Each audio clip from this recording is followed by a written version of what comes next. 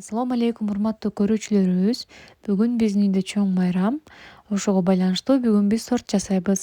Эң эле алгач идишке 3 жумуртканы чагып алып, артынан 1 пияла толтура кумшекерди салып, венчиктин же вилканын жардамы менен аралаштырып алабыз.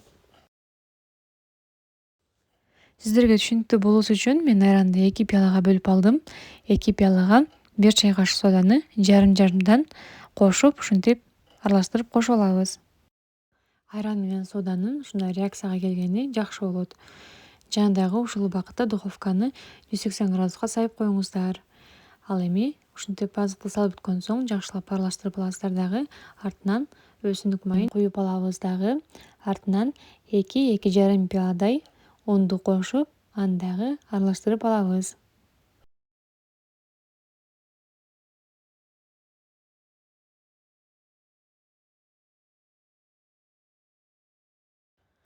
Мына ушинтип аралаштырып туруп тартканыңыздарда ушундай коюу массада болуусу керек.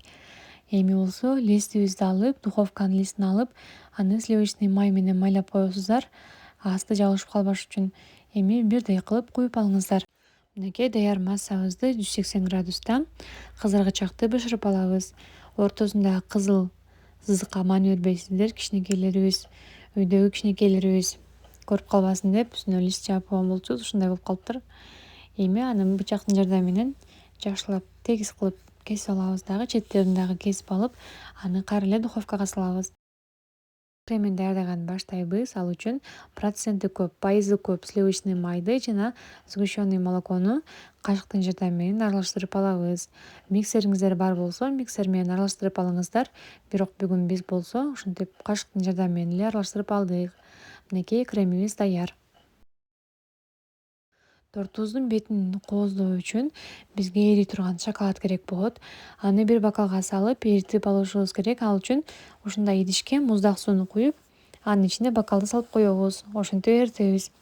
Ошол эле убакытта биздин тортубуздун четтеринен чыккан кытырагандар чыгып калыптыр.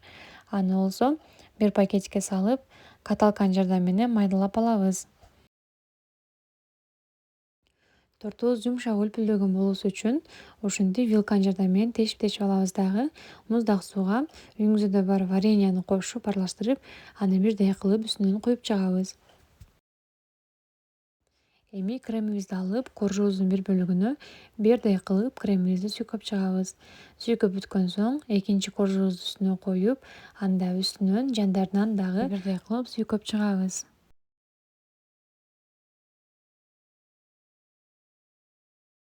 Коржобуздун четтерин майдалап алганбыз. Эми ошолорду болсо бетине бирдей кылып сыйып чыгабыз.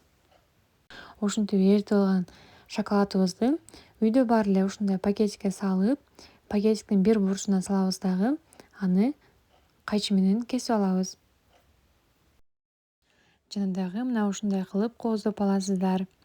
Урматтуу көрүүчүлөрүбүз, биздин бул тортубуз сиздерге жакса, лайк басып коюңуздар, комментарий жазып койсоңуздар аябай сүйүнөбүз.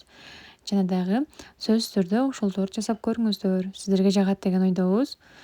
Жакындарыңыздар менен бөлүшүп коюңуздар. Саламатта калыңыздар.